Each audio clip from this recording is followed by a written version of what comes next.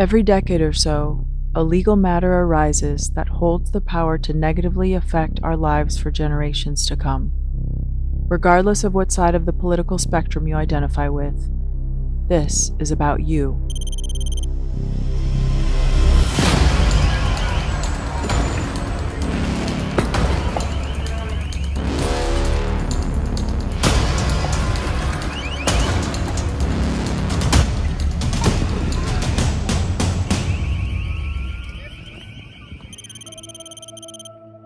After 2 nights of violence, fires, and citywide vandalism, angry mobs gathered on night 3 to protest the police shooting of Jacob Blake. Adding to the volatility of the situation, many of the protesters were armed. This one got a gun on him. This one got a gun on him. This one got a gun on him. This one got guns on him and rifles. To prevent the total destruction of their community, Good Samaritans united to guard local businesses. Among them was 17-year-old Kyle Rittenhouse. So people are getting injured.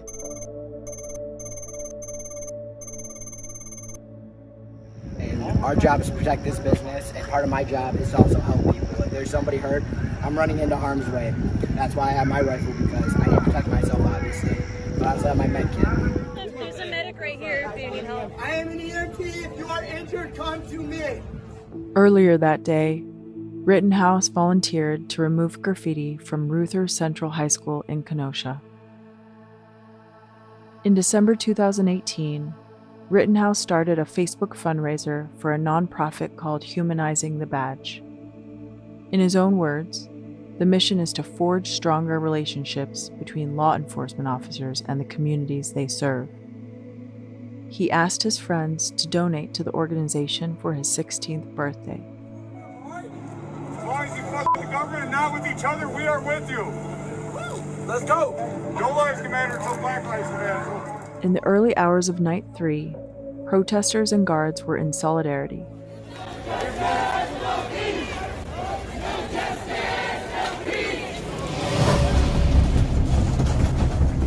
Tensions began to rise as protesters set a dumpster ablaze, then began pushing it toward a gas station. A guard quickly extinguished the flames, angering fire starter Joseph Rosenbaum. Shoot me, nigga! Shoot me, nigga!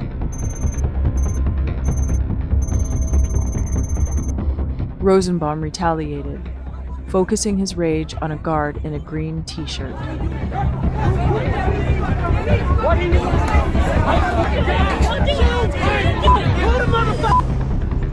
Moments later, just down the street, Joseph Rosenbaum is seen starting more fires. Around that same time, Kyle Rittenhouse is spotted running with a fire extinguisher. With his face concealed, Rosenbaum emerges, chasing after Rittenhouse. Oh, we got a gun, baby.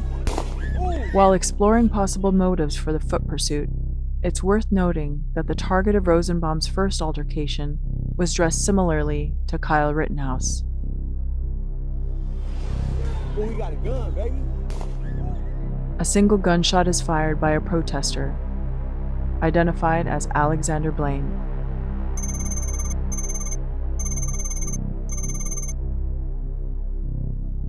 From this angle, we see the muzzle flash of Blaine's handgun.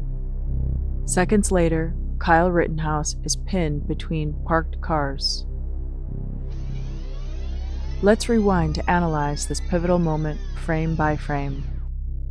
Here we see Rittenhouse, Rosenbaum, and a reporter by the name of Richard McGinnis, who is filming the chase on his cell phone. Directly in front of Rittenhouse, armed with bats and other weapons, a mob is forming a barricade. With no way out and no way to know who fired that shot, Rittenhouse turns to face Rosenbaum.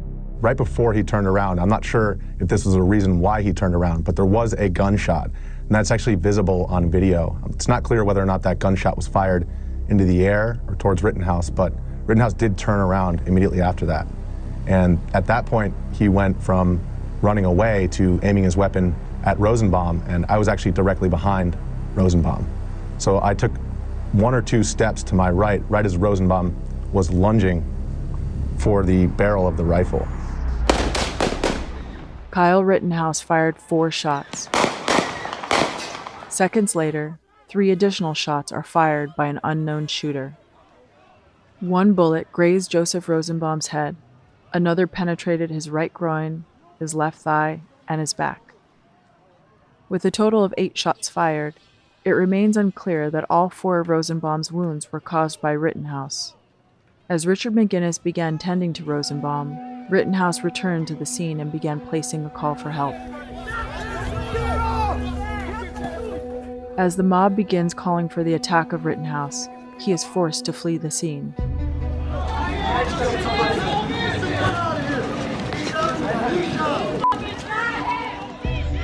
That dude shot him. That nigga just shot that dude! You shot him? I didn't know. Wait, where are you? Where are you? Did Kyle Rittenhouse have reason to believe his life was in danger?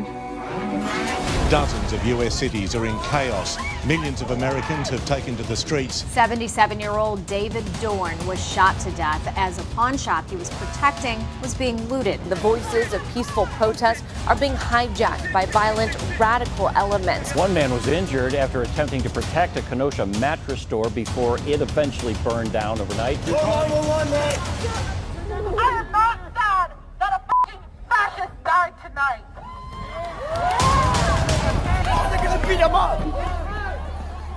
Rittenhouse is seen next, running towards the flashing lights of police vehicles. The armed mob is now chasing after him. Cranium that boy! He just shot a man! Within this context, the word cranium is street slang, which is a calling for someone to take Rittenhouse out with a headshot. Hey, what are you doing? You shot somebody? An unidentified protester strikes Rittenhouse in the head, knocking his hat off. Rittenhouse trips and falls to the ground. Another protester attempts to jump on Rittenhouse, who then fires 2 shots into the air. With blunt force, another protester strikes Rittenhouse in the back of the head with the sharp edge of a skateboard, then reaches for the rifle. Rittenhouse fires a single shot, striking the man in the chest.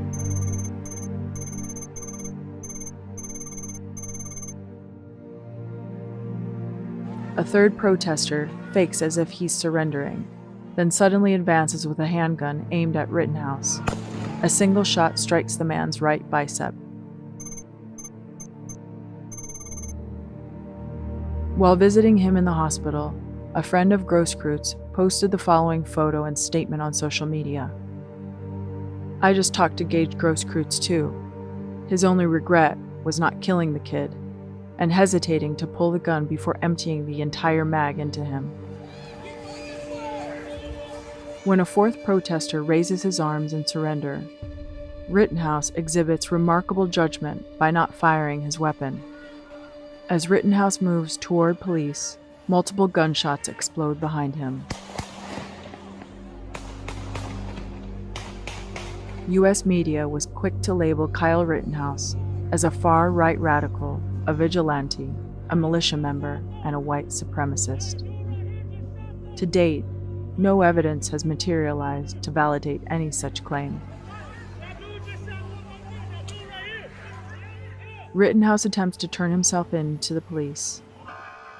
But in the confusion, it was not clear that he was involved in the shootings and was ordered to move away. For his safety, Kyle Rittenhouse left the area and peacefully surrendered the following day.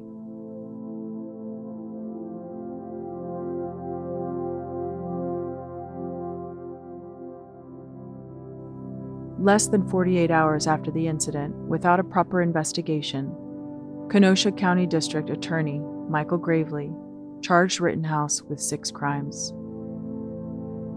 First-degree reckless homicide for the death of Joseph Rosenbaum that may result in imprisonment for up to 60 years. First-degree reckless endangerment of Richard McGinnis that may result in imprisonment for up to 12 years. First-degree intentional homicide of Anthony Huber that may result in imprisonment for life. Attempted first-degree intentional homicide of Gage Grosskreutz that may result in imprisonment for up to 60 years. First-degree reckless endangerment of an unknown male that may result in imprisonment for up to 12 years. and possession of a weapon by a person under 18, a misdemeanor. The Kenosha County Circuit Court assigned a bail amount of $2 million. Kyle Rittenhouse, a lifeguard who risked his safety to protect his community and give first aid to wounded protesters, was the only one charged with a crime. Not one of his attackers faced a single charge.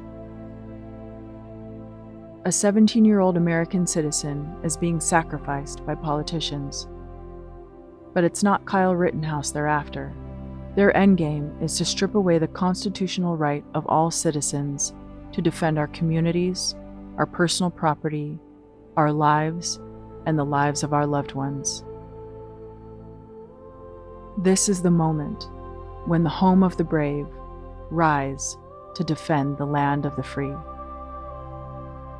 Help us restore freedom at fightback.law.